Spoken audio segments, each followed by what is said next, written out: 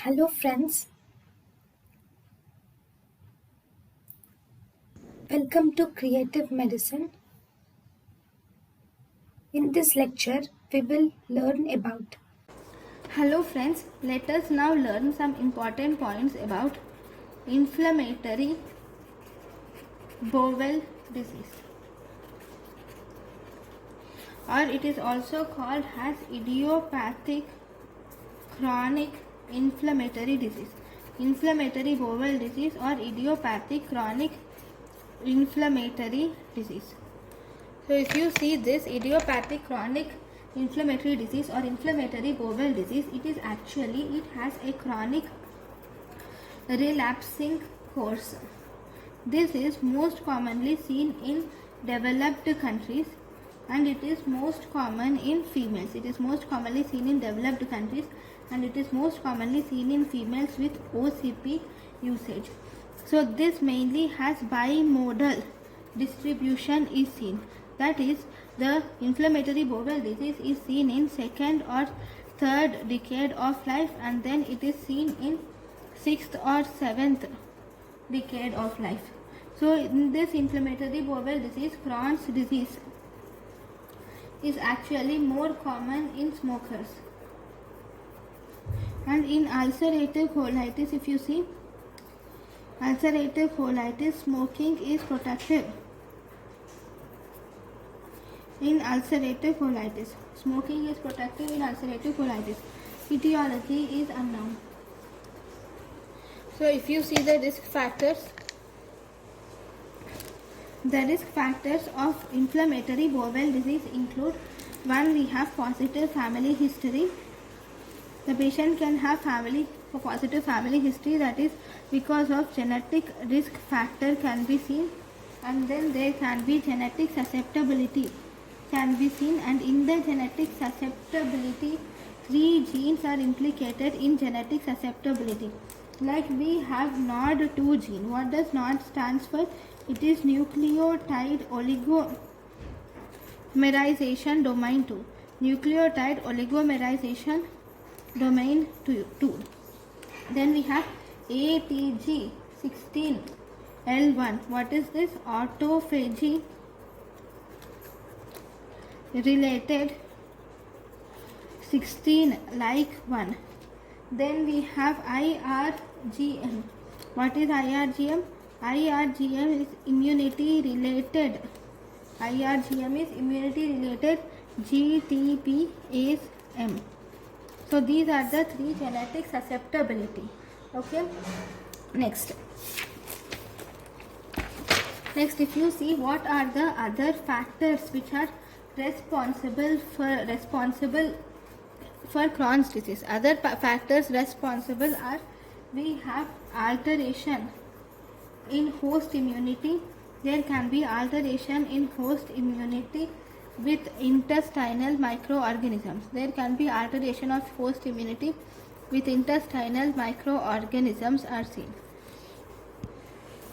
Alteration of host immunity in the intestinal organism can result in inflammatory bowel disease, or if there is altered gut microbiota, or if there is intestinal epithelial dysfunction and presence of aberrant mucosal immune response. So these are the different factors which are responsible for inflammatory bowel disease. Now, first we will learn some important points about the Crohn's disease.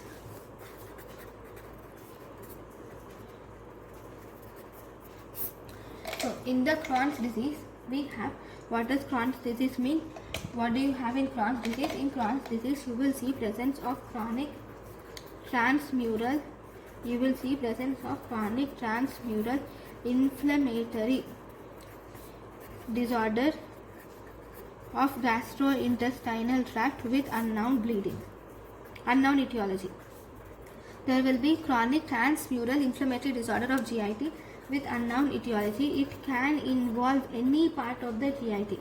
It can involve any part of the GIT from mouth to anus. Then if you see what are the most common sites involved, most common sites involved are ileum, ileocecal valve, and cecum are the most common parts involved. Then if you were asked about upper GI Crohn's disease, upper GI Crohn's disease occurs mainly due to the involvement of what? Upper GI Crohn's disease occurs due to the involvement of gastric antrum and duodenum. It occurs due to the involvement of gastric antrum and duodenum. It mainly occurs in patients of Crohn's disease. Upper GI Crohn's disease occurs due to the occurs whenever there is involvement of gastric antrum and duodenum.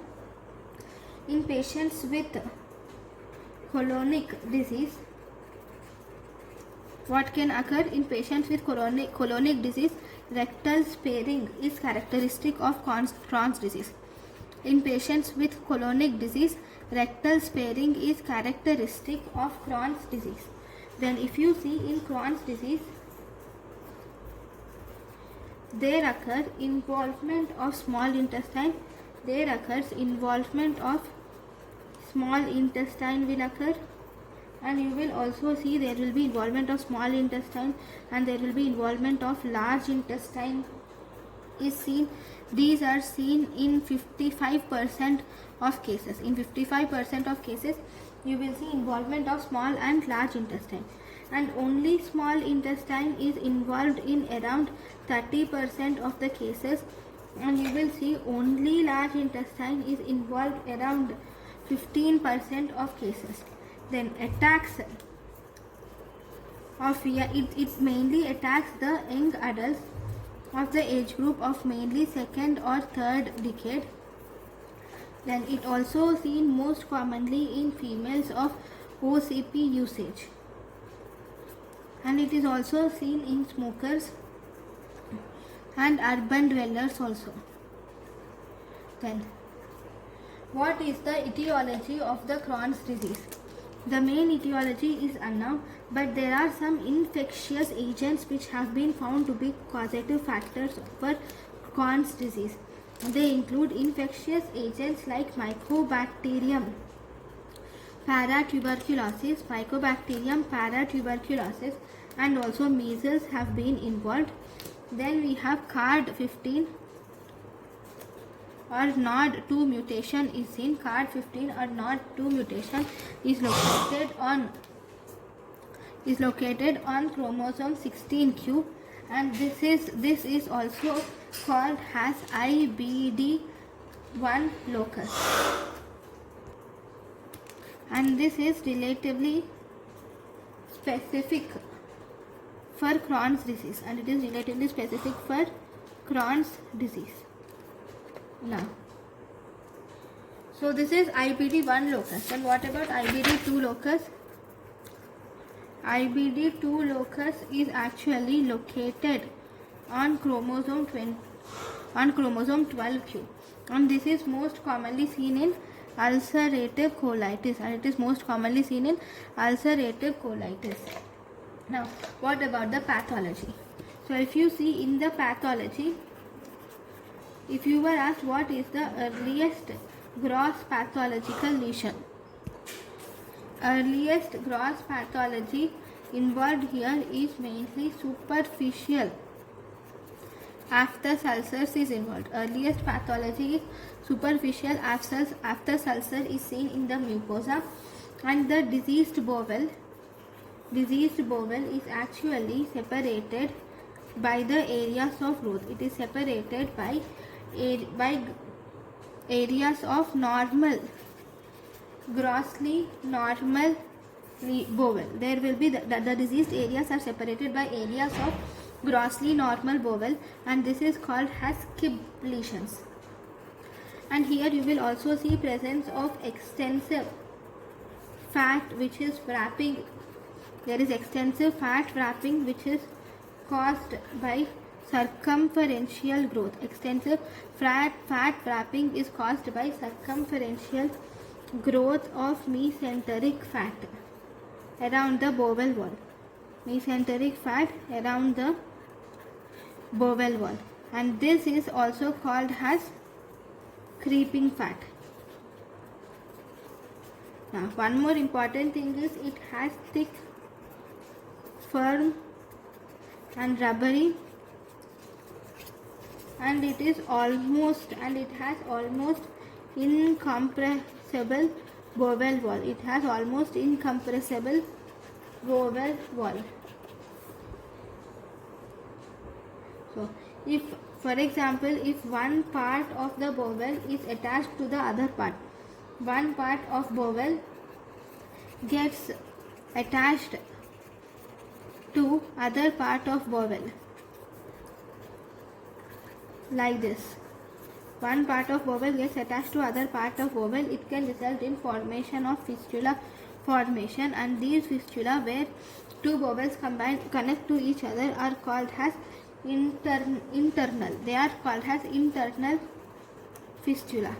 Okay. Now, if you see, the mesentery of the intestine is also thickened. Mesentery of intestine gets thickened, and you will also see presence of linear ulcers occurs. These linear ulcers collide and they form transverse ulcers. These linear ulcers will collide and they form transverse ulcers with islands of normal mucosa in between, and this will result in formation of cobblestone pattern, cobblestone appearance. Okay. Then if you see on microscopic examination, what do you see? On the microscopic examination, you will see presence of inflammatory reaction can occur on microscopic examination. Like there will be, number one, extensive edema is seen with hyperemia. You will see presence of extensive edema, hyperemia. There will be lymphangiectasia, and you will also see distortion of mucosal architecture is seen. Distortion of mucosal architecture occurs, and you will also see presence of Pennant cell hyperplasia is seen. Now, what is the characteristic lesion? The characteristic histological lesion is there will be presence of non-caseating. You will see presence of non-caseating granuloma with Langerhans cells are seen. Okay, these non-caseating granulomas with Langerhans cells are located in mainly the bowel wall, and also they are located in regional lymph nodes. Okay, now what about the clinical features? So if you see the clinical features, what is the most common symptom? Most common symptom is presence of intermittent colicky, lower abdominal pain. There can be intermittent colicky, lower abdominal pain is present more commonly than the presence of diarrhea. And in Crohn's disease, you will see that there will be fewer bowel movements are seen. In the Crohn's disease, you will see fewer bowel movements, and also you will see stool rarely contains mucus, pus and blood. Then what is the main complication? The main complication of Crohn's disease, if you see, the main complication of Crohn's disease will be, there can be obstruction can occur, and also perforation can also occur due to Crohn's disease. This perforation leads to the formation of fistula.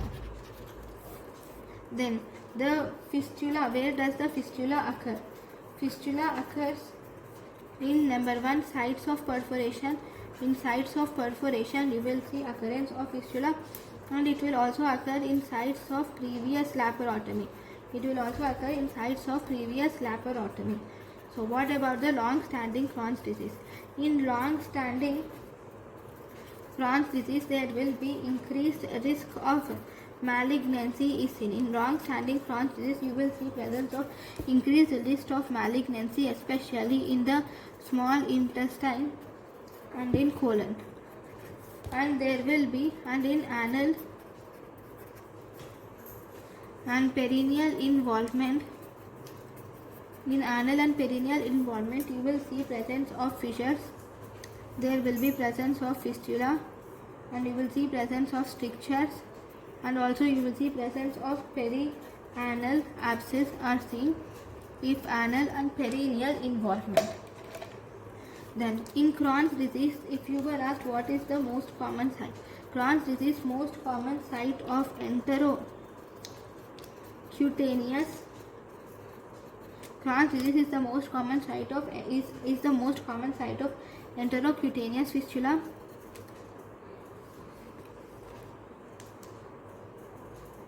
Okay, and it is also most common site for ulcers or strictures, and it is also most common site for carcinoma.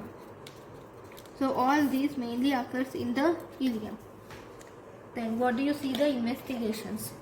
So if you see the investigation of choice for diagnosis of Crohn's disease is CT enteroclysis is the investigation of choice for diagnosis of Crohn's disease. Then if you were asked what is the earliest radiological finding in Crohn's disease, earliest radiological finding in Crohn's disease is aphthous ulcerations is the earliest radiological finding in Crohn's disease. Then if you were asked what are the other radiological findings in Crohn's disease, the other radiological findings include presence of deep ulcers. There will be horse pipe appearances are present. These horse pipe appearances will mainly correspond to string sign of Cantor. So these will correspond to string sign of Cantor. Then we also have presence of fat halo sign is seen, and you will see presence of raspberry thorn or rose thorn appearance. Raspberry thorn or rose thorn appearance is seen. In raspberry thorn or rose thorn appearance, you will see presence of linear transmural fissure. There will be linear transmural fissure will occur or ulcer will occur. We will also see that there will be the patient will have creeping fat sign, or there will be comb sign is seen, and you will also see presence of cobblestone appearance is seen. So this cobblestone appearance, in this you will see presence of deep fissure ring ulcers are seen. These are mainly seen around the inflamed mucosa. Deep fissuring ulcers are seen around the inflamed mucosa. Okay. Then if you see the serology, in the serology you will see presence of Saccharomyces cerevisiae. Antibody will be seen. This anti-Saccharomyces cerevisiae antibody is relatively specific for Crohn's disease. So serology is P Anka. The P Anka is perinuclear. P Anka includes perinuclear anti-neutrophilic, perinuclear anti-neutrophil cytoplasmic antibodies. Perinuclear anti-neutrophil cytoplasmic antibodies. These are actually relatively specific to ulcerative colitis. These are specific to ulcerative colitis. Now, what about the extraintestinal manifestations? The extraintestinal manifestations of ulcerative colitis, if you see, extraintestinal manifestations of Crohn's disease. Crohn's disease mainly include, first, it is skin manifestations, like the patient will develop erythema nodosa, and then the patient will develop erythema multiforme, and he will develop pyoderma gangrenosum, Then the patient will develop eye symptoms. Eye symptoms include presence of iritis or uveitis will be there, or the patient develops conjunctivitis. Okay. Then the patient will develop blood symptoms of blood, like we have the patient may develop anemia or thrombocytopenia. He develops anemia, thrombocytosis, or he develops phlebothrombosis, phlebothrombosis, or the patient will develop arterial thrombosis. Then there will be signs of joints. So if you see the signs of joints include, the patient will develop peripheral arthritis, or the patient will develop ankylosing spondylitis. Then if you see in the liver, the patient will develop non-specific triaditis, and the patient will develop primary sclerosing cholangitis, and the patient will also develop cholesterol gallstones. Then in the kidney, the patient will develop presence of nephrotic syndrome occurs in kidney. Then urological. If you see the urological manifestations, include the patient will develop stones, and the most common type of stone that is seen is, you will see presence of oxalate stones are seen, and you will see urethral obstruction. The patient will develop urethral obstruction and also enterovesical fistula. He will develop enterovesical fistula. And then the patient will also have pancreatic manifestations, like he will develop pancreatitis also. Then the patient will also develop amyloidosis. So these are the extraintestinal manifestations of Crohn's disease. Then if you were asked what is the most common cutaneous manifestation, of inflammatory bowel disease? It is erythema nodosa is the most common cutaneous manifestation of inflammatory bowel disease. Then what about erythema nodosum? What is erythema nodosum? It is most responsive for treatment of bowel disease. Once you treat the bowel disease, even this becomes this also responds, and this will also decrease symptomatically. And if there is persistent erythema nodosum, if any patient has persistent erythema nodosum, then this persistent erythema nodosum will actually indicate inadequate control of inflammatory bowel disease. It will indicate inadequate control of inflammatory bowel disease. Now, if you see the manifestations, what are the most common clinical features most commonly seen in Crohn's disease? In Crohn's disease, what are most commonly seen, and we will also see what are the clinical features which are most commonly seen in ulcerative colitis. So if you make a table, actually erythema nodosum is most common in the Crohn's disease. Then we have peripheral arthritis will occur in the Crohn's disease. Then we have ankylosing spondylitis will occur in the Crohn's disease. And even the stones, in the stones, if you see cholesterol gallstones or oxalate stones, cholesterol gallstones or oxalate stones will occur in Crohn's disease. Even the urethral obstruction will occur in Crohn's disease. Then if you see what are the manifestations of ulcerative colitis, primary sclerosing cholangitis will occur in ulcerative colitis, and even pyoderma gangrenosum will occur in ulcerative colitis. Okay, so these are the main clinical features in Crohn's disease and ulcerative colitis. Okay, thank you for watching. Thank you, and thank you for watching.